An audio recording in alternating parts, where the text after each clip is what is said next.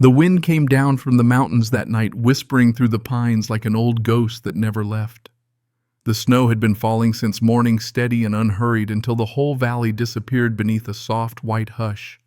It was the kind of cold that bit through wood and bone, the kind that made silence feel alive. In a small cabin at the edge of the forest, a single light burned behind frosted glass. Inside, Eleanor Hayes sat in her worn armchair near the fire, wrapped in Daniel's old marine blanket, the one with his name still stitched on the corner. She had kept it folded neatly for years, but lately she'd taken to using it again. Maybe because it felt like the closest thing left to his arms. The fire crackled softly. The kettle on the stove gave a tired sigh. Everything in that house had learned to be quiet, as if sound itself was a guest she rarely invited. It had been 5 winters since Daniel was laid to rest. 5 years since the folded flag was placed into her trembling hands, and a young officer said the words she would never forget on behalf of a grateful nation. Since then, the world had moved on, but Eleanor hadn't. She sold the house in town, packed what little she owned, and built this cabin near the old cedar grove, the same ridge where Daniel's grave rested facing west toward the sunset. She told herself she was staying close so he wouldn't be alone. But deep down she knew she was the one who couldn't bear to leave. The days out here were simple. Chop wood, feed the stove, read one of Daniel's old letters, watch the snow swallow the world. And at night, when the wind howled through the chimney, she would talk to him quietly like she used to. Sometimes about the birds she'd seen that morning, sometimes about the aches in her hands, sometimes about nothing at all. Her voice had softened with the years, the sharp edges of grief worn down to something gentler like sea glass. But loneliness that stayed. It had a shape, a smell, a sound. It lived in the empty chair by the fire. On the shelf above the hearth beside an old oil lamp sat a framed photo of a younger Eleanor and Daniel, both laughing, sunburned, their arms around each other at a beach in California. She reached up, wiped a bit of dust from the glass, and smiled faintly. "You'd laugh if you saw me now," she whispered, "living like a mountain hermit. But I'm fine, Danny. Really, I am." Outside, the storm gathered its breath. Snow whispered against the windows, piling against the door. The forest beyond was vanishing tree by tree into a blur of white.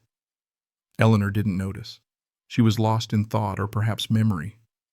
It was strange. She often thought how silence could sound different depending on the season. In summer it was peaceful. In winter it was heavy.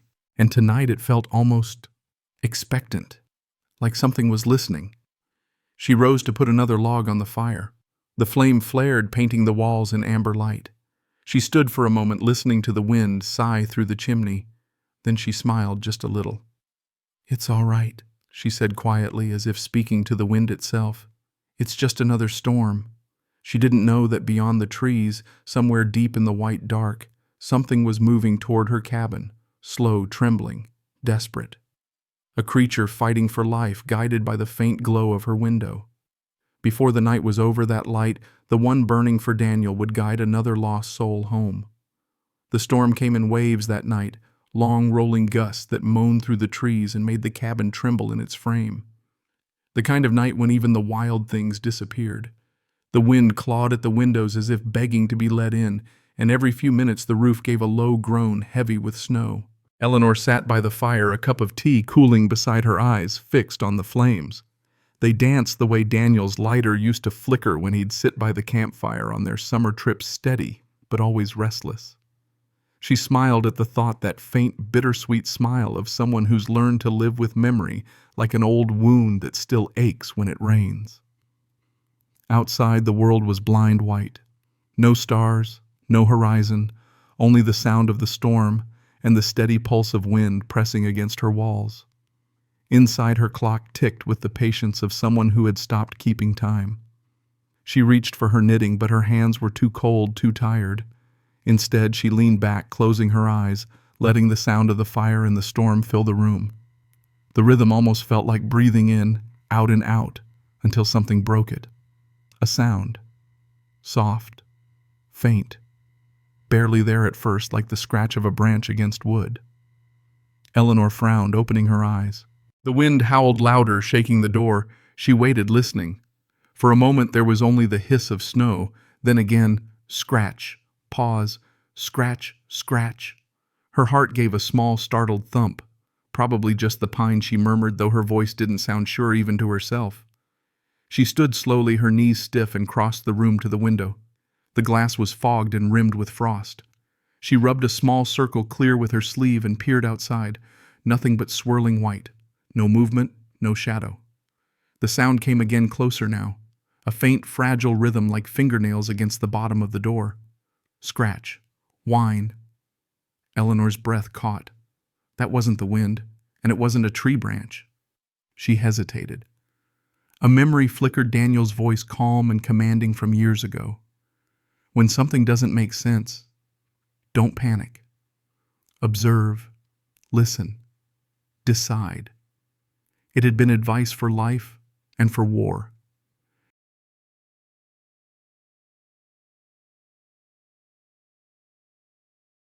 The cold bit at her hand. When she pulled the door open, the storm roared inside like a beast unchained. Snow burst through the gap, biting her face, whipping her hair. For a moment she couldn't see anything. Then a movement near her feet. At first it looked like a heap of snow pressed against the porch. But then it moved again. It was a dog, a large one, though nearly unrecognizable beneath the ice. Its coat was matted with frost, its sides heaving with shallow breaths. It didn't lift its head, just lay there curled tight around something, a small trembling bundle pressed against her belly.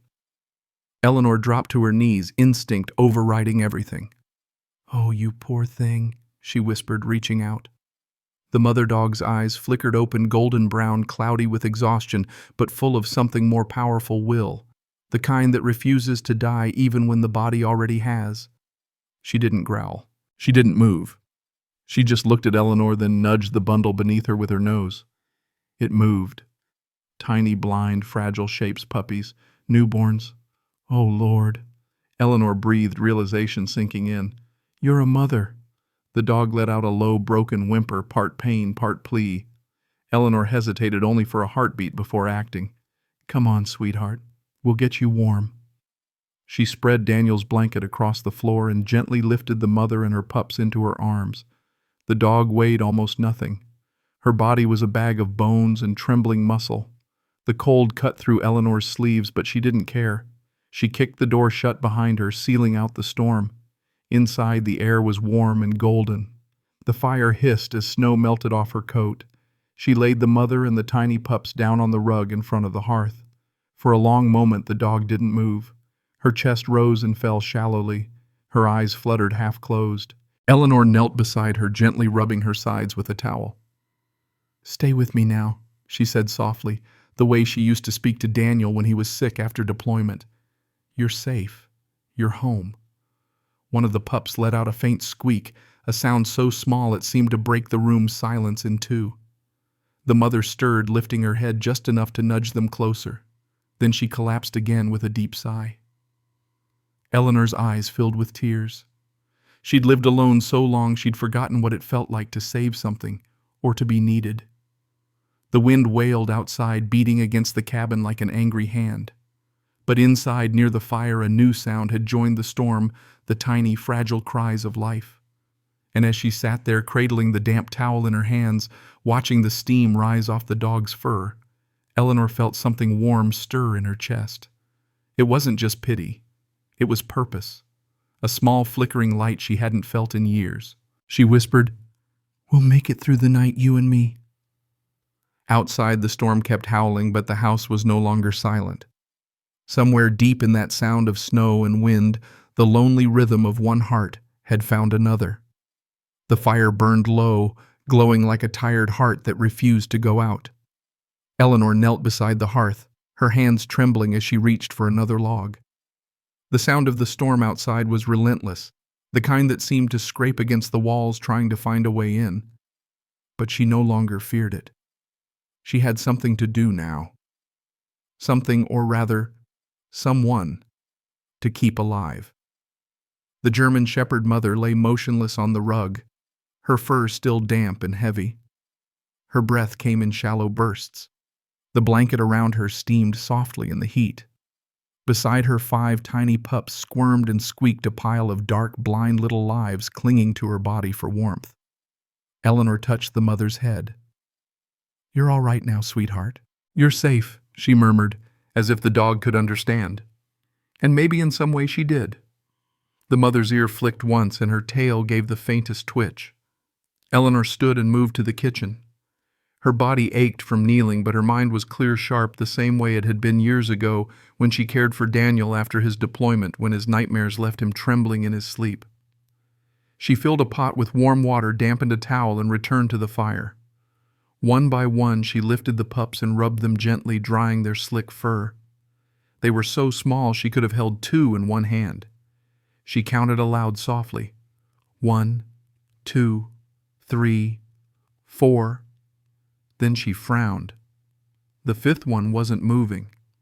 It lay a little apart from the others, tiny even by comparison, no bigger than her palm. Its fur was darker, its body limp. No cry, no movement, no breath. Her chest tightened. "Oh no, not you, little one." She picked it up carefully, cupping it in both hands. It was cold, not just cool from the air, but lifelessly cold. She could feel the weight of stillness. For a long moment she simply stared at it, tears pricking at her eyes. The fire popped, sending a spray of sparks up the chimney. She could almost hear Daniel's voice again, steady, calm, the voice of a Marine who'd seen too much and somehow stayed kind. "When you can't save everyone, you save the one in front of you." Eleanor pressed the little pup to her chest. "All right, soldier," she whispered. "Not on my watch." She placed the pup on a small towel, rubbed it gently, then pressed 2 fingers to its tiny rib cage. 1, 2, 3, she counted softly, giving light compressions. Then she lifted it to her lips and blew a faint breath of warm air over its muzzle. Again and again. It felt foolish, a lonely widow in the mountains trying to breathe life into something no bigger than her thumb. But she didn't stop. Minutes passed. The fire crackled. The wind howled. And then a twitch. So small she almost missed it. She froze.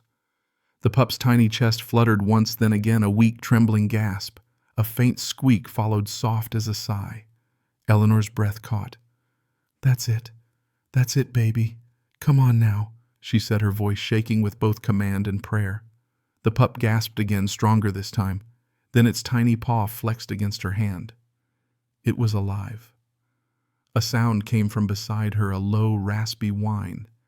The mother dog had lifted her head, her eyes half open, watching.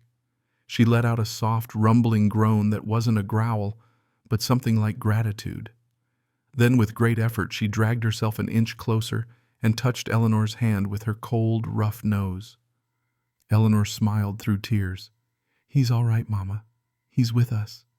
She cradled the pup in the crook of her palm, rubbing it until it began to squirm weakly. Then she nestled it back beside its siblings, right against its mother's chest. The pup let out one small, defiant squeak before settling into the warmth of its family. Eleanor leaned back on her heels, exhausted, her hands shaking. The air smelled of smoke, and wet fur of life clawed back from the edge. She let out a shaky laugh, half joy, half disbelief. "Well," she said softly, "you're tougher than you look." The mother's eyes met hers, a tired amber gaze filled with quiet strength. Eleanor reached out and stroked her head gently. "You've earned a name, haven't you, Grace?" she said. "That's what you are, pure Grace." Grace blinked slowly as if she approved. Eleanor looked at the smallest pup, the one who'd stopped breathing. "And you?" she whispered, smiling faintly. "You'll be Scout, because you found your way back."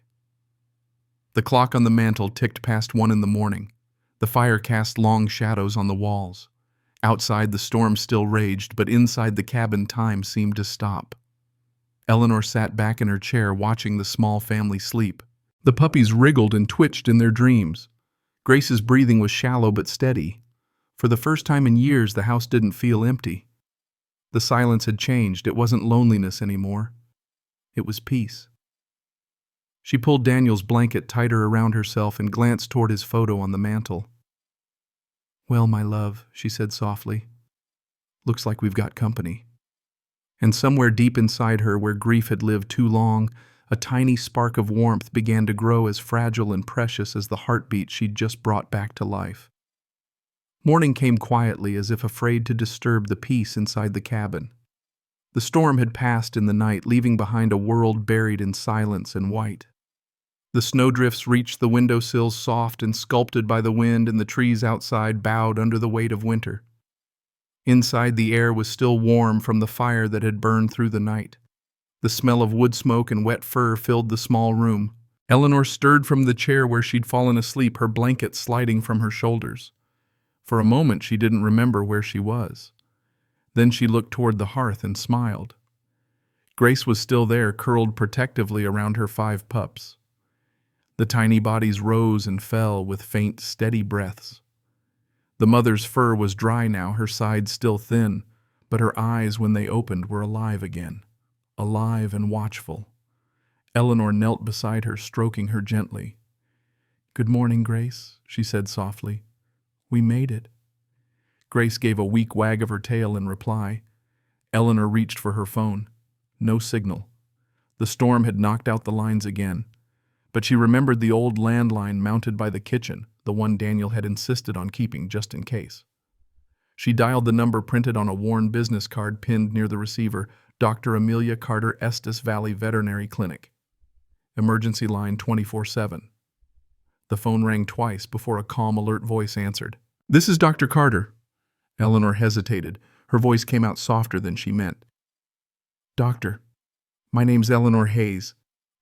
I live out on Winter Ridge Road near the old Cedar Grove. I found a dog last night, a German Shepherd.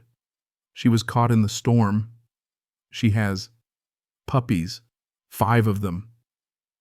There was a brief silence on the other end, the kind that comes when someone is listening carefully. "Is she breathing steadily?" the doctor asked. "She's breathing, yes. Weak but steady. The pups seem all right, though, one's smaller than the rest. Any bleeding or visible injuries? No.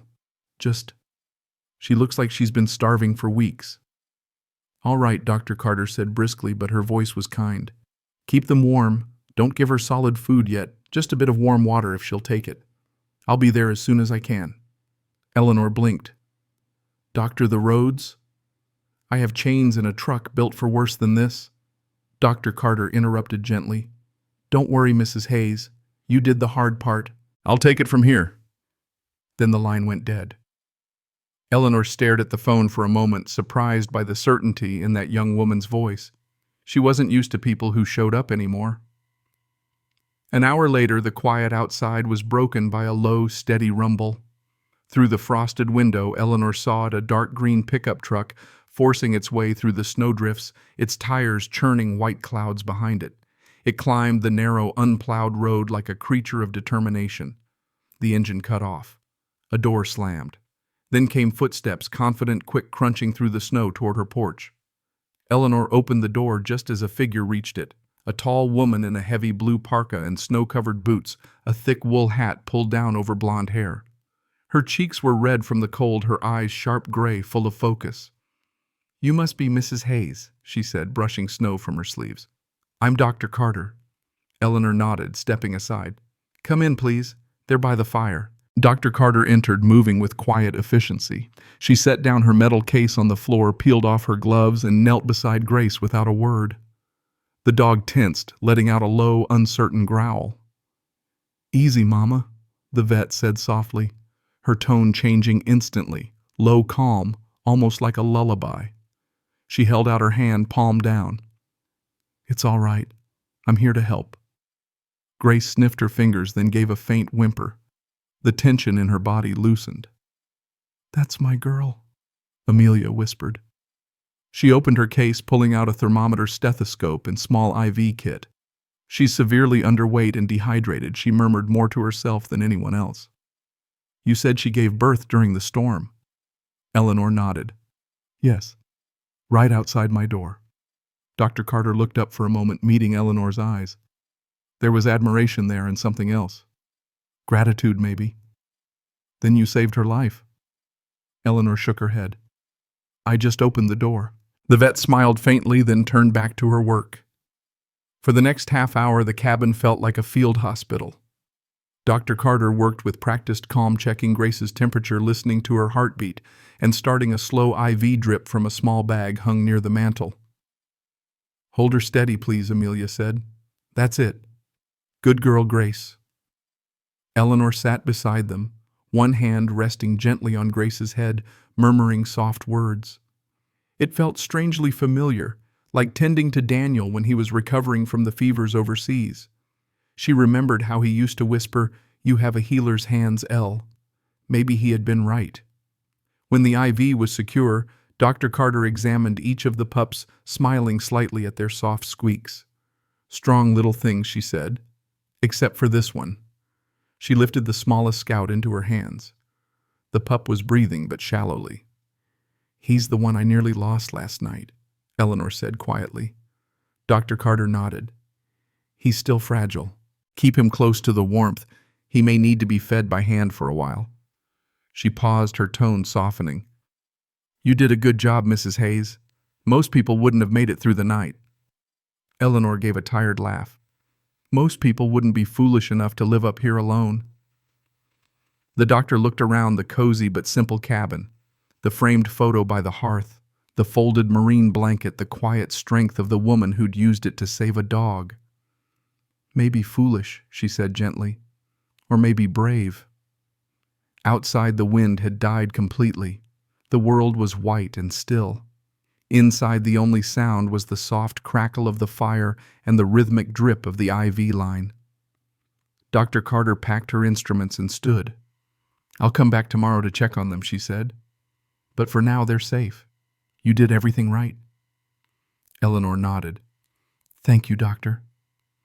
At the door, Amelia turned back. "It's not every day you find something worth saving right at your doorstep," she said, her tone half reflection, half wonder. Eleanor looked toward the fire, at Grace, at the tiny black and tan pups pressed close against her, and smiled softly. "No," she whispered.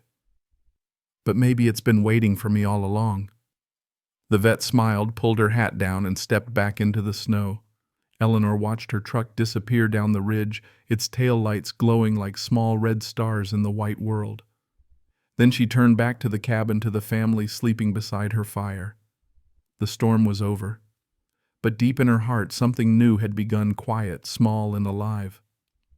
2 days after the storm, the sun returned pale and distant, like an old friend who had forgotten how to smile. The snow still lay thick across the valley, gleaming under the morning light. From the porch, Eleanor could see the cedar grove below where Daniel rested. The world looked calm again, though she knew better.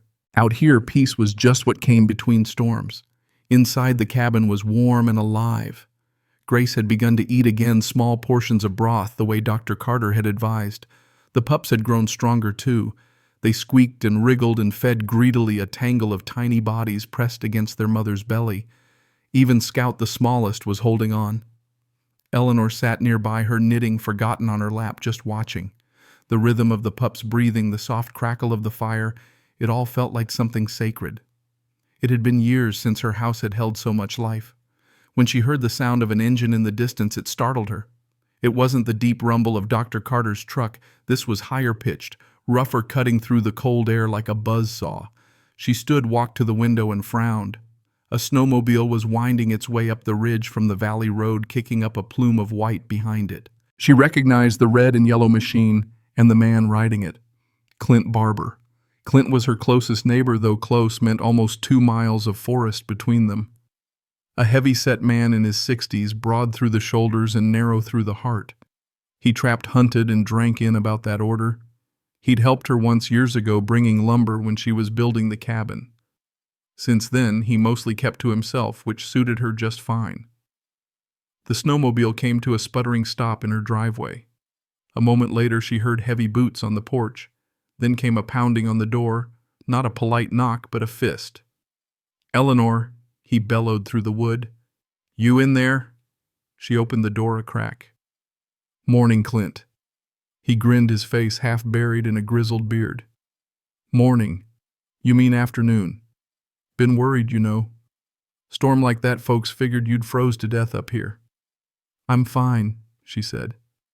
"Thanks for checking." Clint leaned on the doorframe, peering past her shoulder. Heard tell the vet's been driving up here every day. What's that about? You sick? Eleanor hesitated. Not me. A dog. A dog. He stepped forward before she could stop him, brushing past her into the cabin. The smell of tobacco and diesel filled the air. Well, I'll be damned, he said, looking toward the hearth. You weren't joking. Grace stirred, lifting her head. Her eyes locked on the stranger.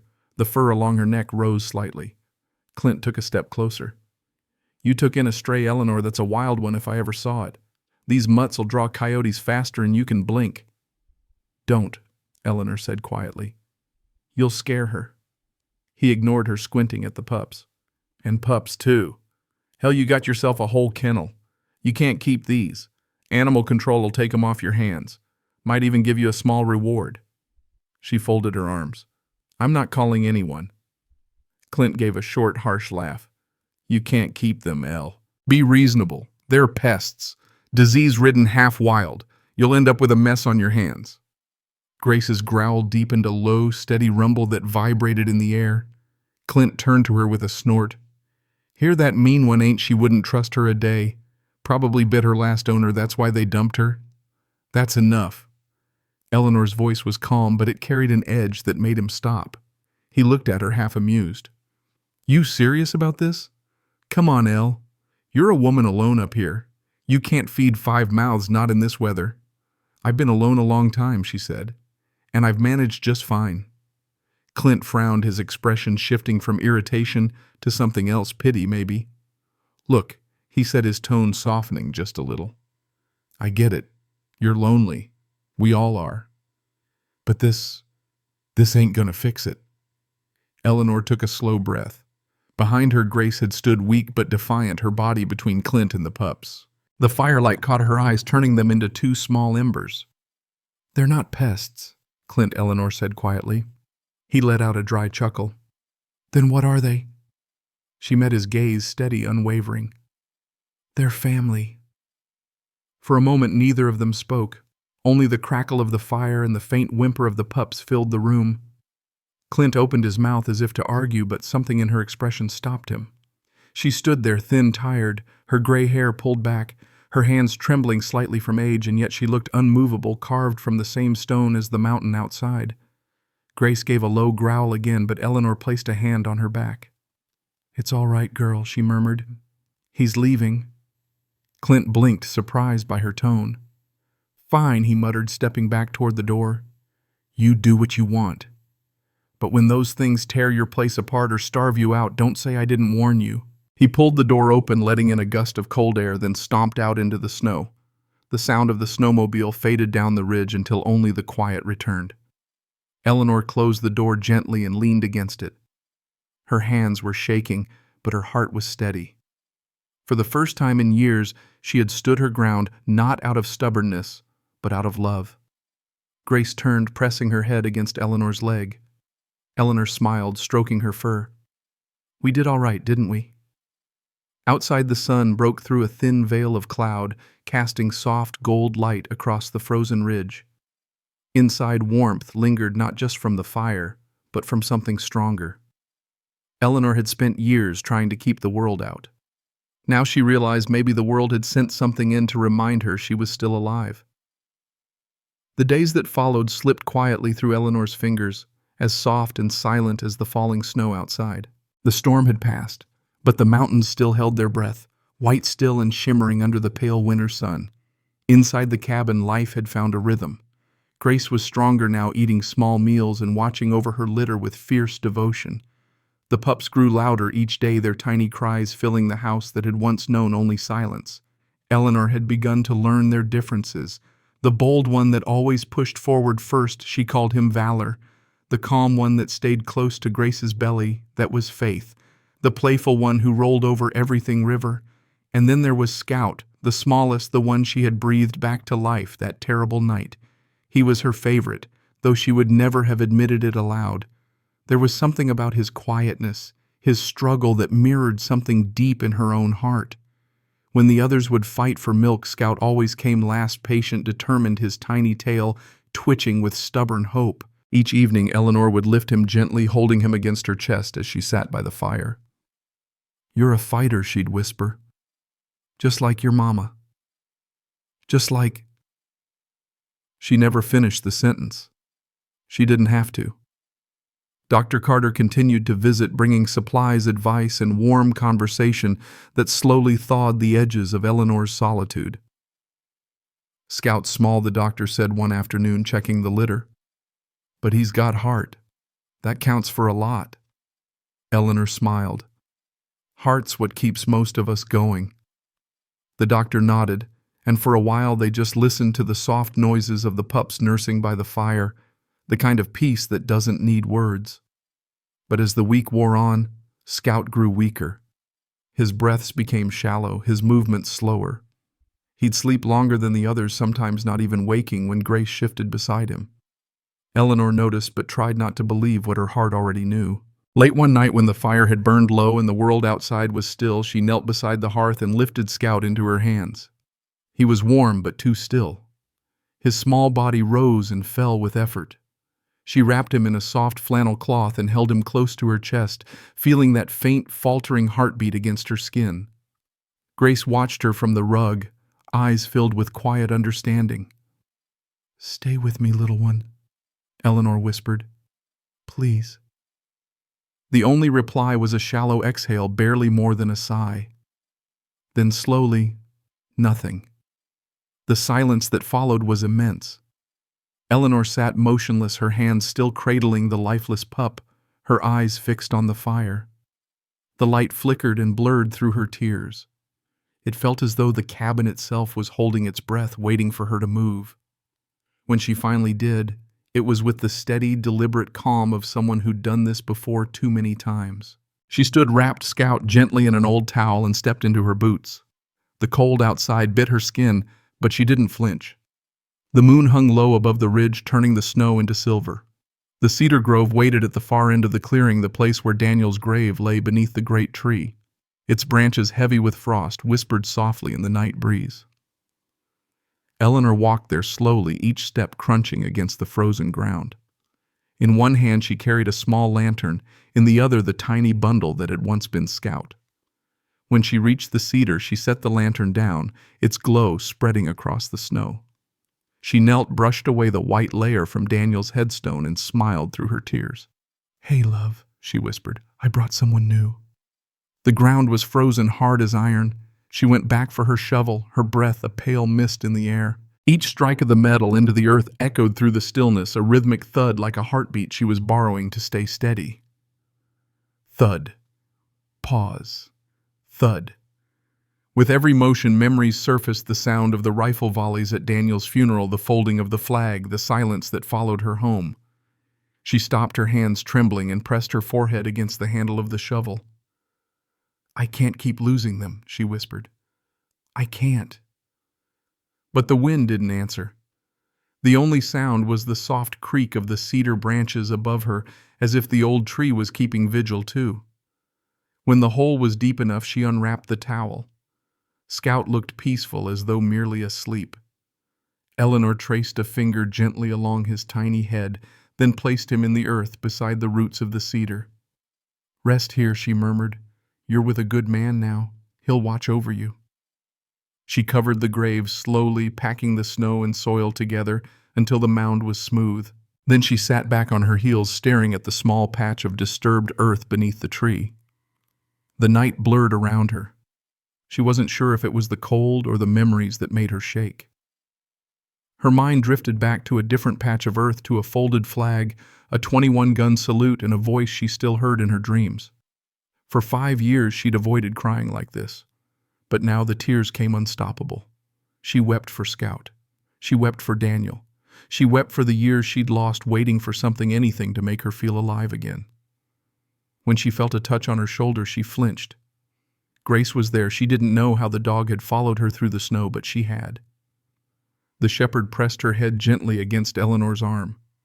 Eleanor looked at her through blurred vision. "You came," she whispered. Grace didn't move. She just stood there, a quiet, living warmth in the cold night. Eleanor reached out and buried her hand in the dog's thick fur.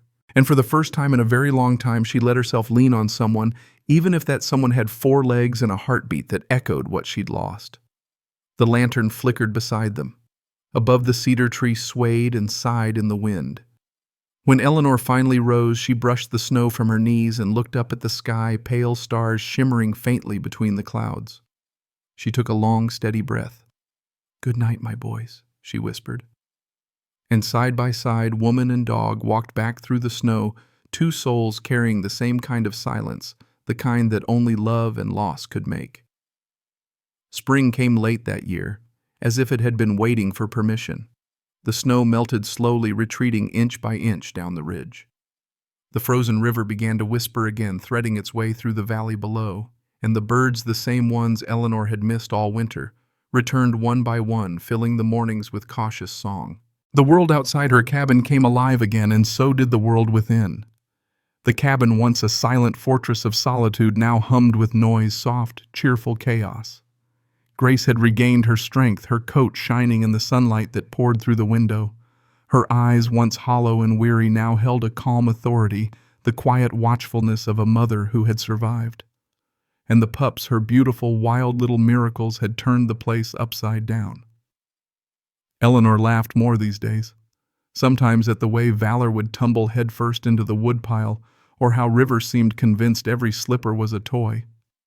Faith, ever the gentle one, followed her around the cabin like a shadow, resting her head on Eleanor's knee whenever she stopped moving. The house was alive again, alive with noise, warmth, and fur scattered everywhere. Dr. Carter still drove up the mountain twice a week, her green truck crunching over the thawing road.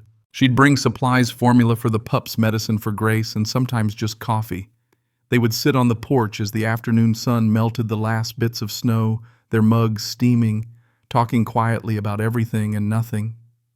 Eleanor had almost forgotten what it felt like to share silence with another person, not the heavy kind, but the peaceful kind that feels like understanding.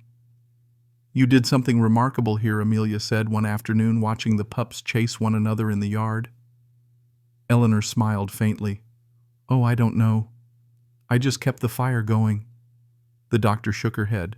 "No, you gave them a chance. And in doing that," she looked at Eleanor, "you gave yourself one too." Eleanor didn't answer. She didn't need to. She simply looked out across the clearing where Grace was teaching the pups how to climb the small rise near the cedar grove. The sight made her chest ache, that quiet, tender kind of ache that feels almost like gratitude.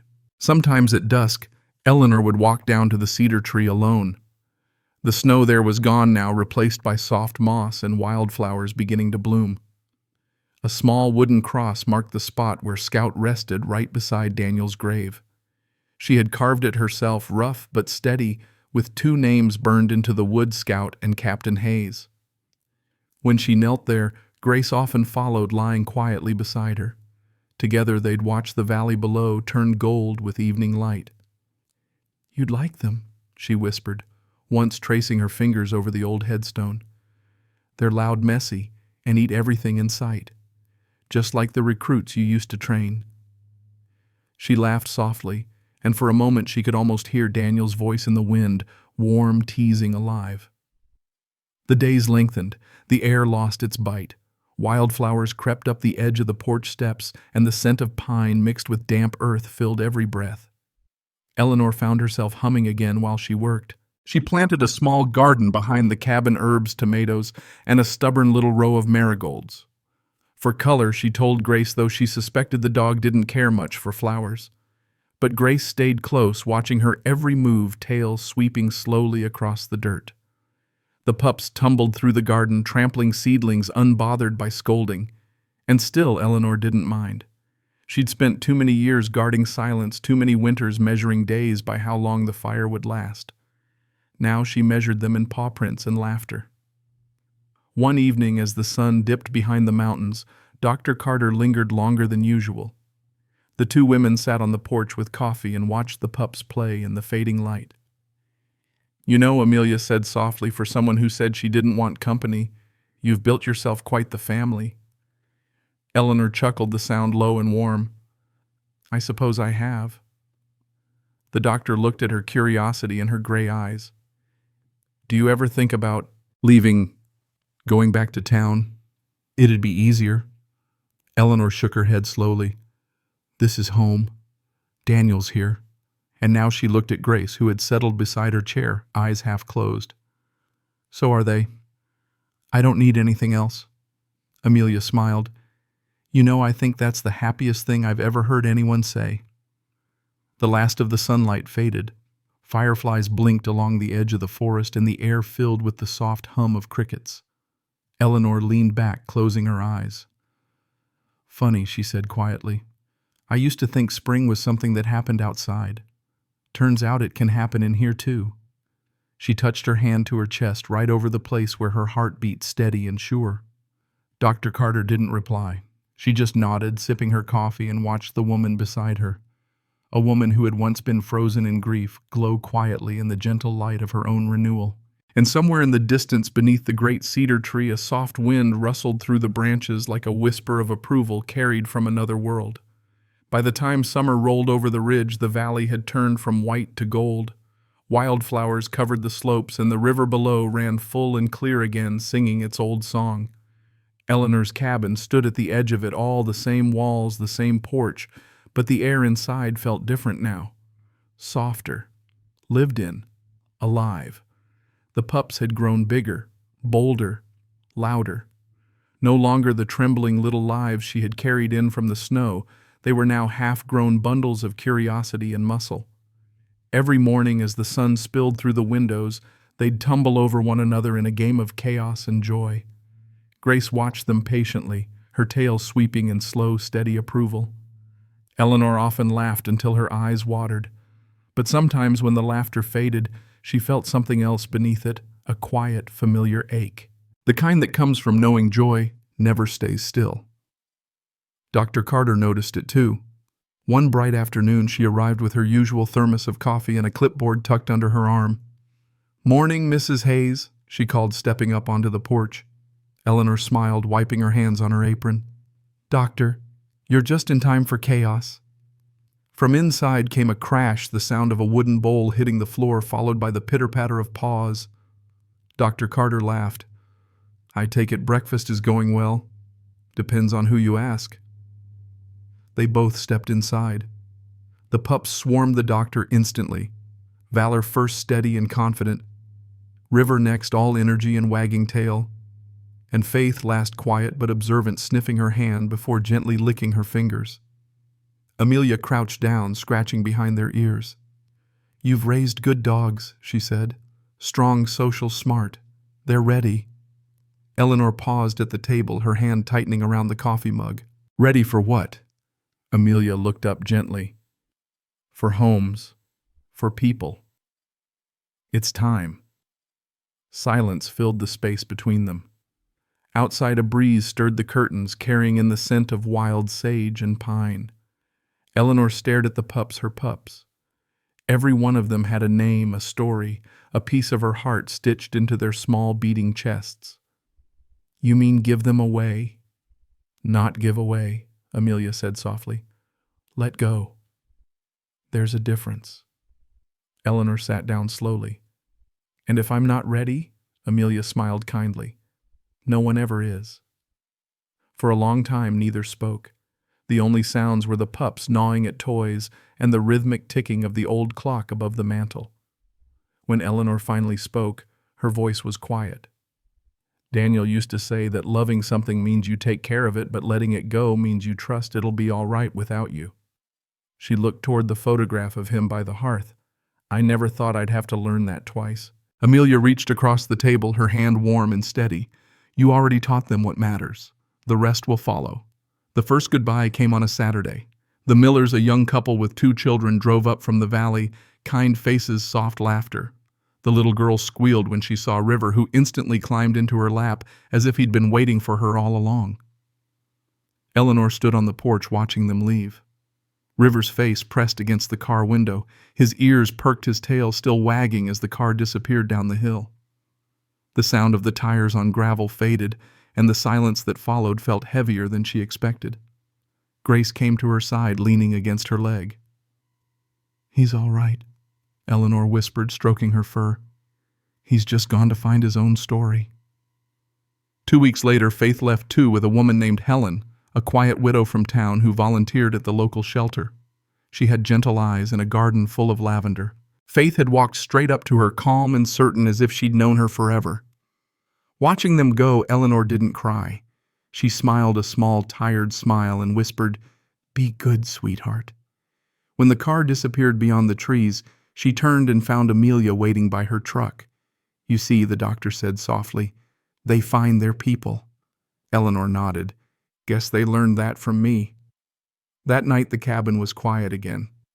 Only Grace and Valor remained. The empty spots by the fire felt strange, like echoes of laughter still hanging in the air. Eleanor sat in her old armchair, the same one from that first stormy night, and looked at Grace. The dog lay near the hearth, her eyes half closed, content. Valor rested his head on her paws, his large frame already nearly grown. She smiled softly. "We've come a long way, haven't we?" Grace lifted her head, eyes meeting Eleanor's as if to say, "Yes." "And we're not done yet." Eleanor reached down, stroking her ear. "You think the others will remember us?" Grace's tail thumped once against the floor. "I hope they do," she whispered. "But even if they don't, I'll remember enough for all of us." The fire crackled. Outside, the night wind moved through the trees, no longer cold or cruel, just gentle, carrying the scent of summer. For the first time in years, Eleanor realized she wasn't afraid of being alone anymore. Because she wasn't. Love, she thought, doesn't leave when it walks out the door. It just changes shape like the seasons. She leaned back, closing her eyes, and let the sound of Grace's soft breathing fill the room. Winter came back to the mountains the following year, silent, heavy, and sure of itself. It began with the scent of pine sap thickening in the air, then the sharp whisper of cold that rolled down from the peaks. By early December, snow had returned, coating the ridge in white and turning the old cedar grove into a cathedral of stillness. Eleanor stood on her porch that morning, watching her breath drift into the cold air. Grace stood beside her, head high, nose twitching at the scent of the coming storm. Beside Grace sat Valor, no longer a pup, but a proud young shepherd, tall, strong, his coat gleaming in the winter sun. The sky was pale gray, the kind of gray that carries warning. She knew the signs. She'd lived through worse. But this time the thought didn't bring fear. It brought preparation. Inside, she stacked firewood by the hearth, checked the lanterns, the pantry, the blankets. Grace followed her every step, her amber eyes calm and steady. Valor, still learning, darted around, excitedly pawing at the door, not quite understanding why the air outside smelled of danger. "Easy, boy," Eleanor said with a faint smile. "You'll learn soon enough." By evening, the first snow began to fall, slow, patient flakes drifting past the windows. Then the wind came. Not the gentle hum of winter, but the low, growing roar of something alive, something vast and wild moving through the trees. The storm hit after dark. The cabin shuddered, the wind howling like a voice from another world. But inside, the fire burned bright. The walls were lined with warmth, and the air carried the soft, familiar smell of wood smoke, fur, and life. Grace lay near the door, her ears alert but unafraid. Valor paced the room once, then settled by Eleanor's chair, pressing close against her leg. She looked down at him and smiled. "You don't have to guard me, you know." Valor tilted his head as if not believing that. Eleanor chuckled softly. "All right then, but you'll have to take shifts with your mother." Outside, the wind screamed, fierce, wild, relentless. It rattled the shutters and beat against the door, but this time it wasn't the sound of loneliness. It was simply the sound of weather, something that came and went like all storms do. She sat back in her old armchair, blanket around her knees, cup of tea warming her hands. The flicker of the firelight painted the room in soft gold. On the mantel, Daniel's photograph caught the glow, his smile frozen in the still frame of memory. Eleanor lifted her cup slightly, a small private toast. "Looks like we've got another one, love. But we're ready now." Grace's ears perked up at her voice. Valor lifted his head and let out a low, contented sigh. Thunder rolled far off in the distance, a deep rumble that shook the glass panes. Eleanor watched the snow swirl beyond the window, the same kind of storm that had once nearly taken her life. But this time, it couldn't reach her. Because this time, She wasn't saving anyone. They were saving each other. Hours passed. The storm raged, but the cabin held. Eleanor dozed lightly in her chair, the rhythm of the wind blending with the crackle of the fire. In her dream, she was back on that first night, the frantic scratching at the door, the blast of snow, the half-frozen body of a mother dog pushing her pups toward the light. But the dream shifted. This time when the door opened, it wasn't desperation that greeted her. It was gratitude. She saw Daniel standing just beyond the threshold, his uniform faded by time, his eyes full of warmth. He didn't speak. He just nodded that quiet nod she'd known her whole life, the one that meant, "You did good." When she woke, tears were already slipping down her cheeks. Grace was at her feet, resting her head on Eleanor's slippers. Valor lay beside the fire asleep, his body sprawled and peaceful. Eleanor wiped her eyes and smiled. "All right," she whispered. "I miss you too." By morning, the storm had spent itself. The ridge was buried under drifts of snow that sparkled like glass under the rising sun. The world was new again, silent, untouched, waiting. Eleanor pulled on her coat and stepped outside. The air was sharp and clean, biting at her lungs in that exhilarating way that makes you feel alive. Grace trotted ahead, nose to the ground, her tail high. Valor bounded through the snow, leaving a chaotic trail of paw prints behind him. Eleanor followed the path they made, her boots crunching over the crusted surface until she reached the cedar grove. The air there was still sacred. The snow hung heavy on the branches and the sunlight filtered through in golden beams. She brushed the snow from the small wooden cross marking Scout's grave, then from Daniel's headstone beside it. "Looks like we made it through another one," she said softly. "We're all right, love. All of us." Grace came and sat beside her. Valor stood a few feet away, watching the woods with a soldier's posture, alert but calm. Eleanor reached down, resting her gloved hand on Grace's back. "You remember, don't you?" she murmured. "This is where it started." The dog's tail gave one slow sweep in the snow. Eleanor smiled faintly. "You brought me back that night. You and that little one. I thought I was saving you, but—" She looked up toward the mountains where the clouds were breaking apart, revealing a sliver of blue sky. "Turns out you were saving me." The wind stirred gently through the cedar branches, a soft sigh that felt almost like an answer. She stood there for a while, the three of them, woman, dog, and son of the storm, framed against the white world. And when she finally turned to walk back toward the cabin, her footsteps were steady, her heart light. Behind her, the cedar tree stood tall and silent, its roots deep, its branches stretching toward the sky, a guardian for all that had been lost and all that had been found. Winter came again to the ridge, quiet, clean, and kind. The snow returned like an old friend who finally remembered her name, covering the cabin, the cedar grove, and the winding trail that led down to the valley. The air smelled of pine and smoke, and the light of the setting sun turned the world to silver. Inside the cabin, the fire burned bright. The walls, once bare and cold, were now dressed in warmth, pictures, old books, and small signs of life. A pine tree stood by the window, strung with simple white lights and a few handmade ornaments. On the mantel hung 3 stockings, one marked Eleanor, one Grace, and the last Valor. Grace lay near the fire, her muzzle now gray, her breath steady and soft. Valor, grown strong and noble, dozed beside her, his massive head resting on her paws. Outside, the wind whispered through the trees, but inside, there was only peace. A knock came at the door. Not hurried, not loud, just gentle. Eleanor smiled. "Come in." The door opened, and a swirl of snow followed Dr. Amelia Carter into the room. "It's freezing out there," she said, brushing the snow from her hat, "but I brought company and bread." Eleanor laughed, her voice warm. "You always know what we need." They sat by the fire, steaming mugs of cocoa in their hands. Grace lifted her head for a greeting, and Valor's tail thumped once, twice against the rug. "You've made this place beautiful," Amelia said, glancing around the softly lit cabin. "It's not beauty," Eleanor replied, smiling faintly. "It's just alive." The 2 women shared a quiet laugh, and for a while they said nothing more. The kind of silence that once haunted Eleanor now felt like an old friend, full of comfort, not emptiness. As the fire popped and the snow fell thicker outside, Amelia's gaze softened. "Do you remember this night a year ago?" Eleanor nodded slowly. "The storm, the sound at the door." Amelia smiled. "You thought you were saving a stray dog."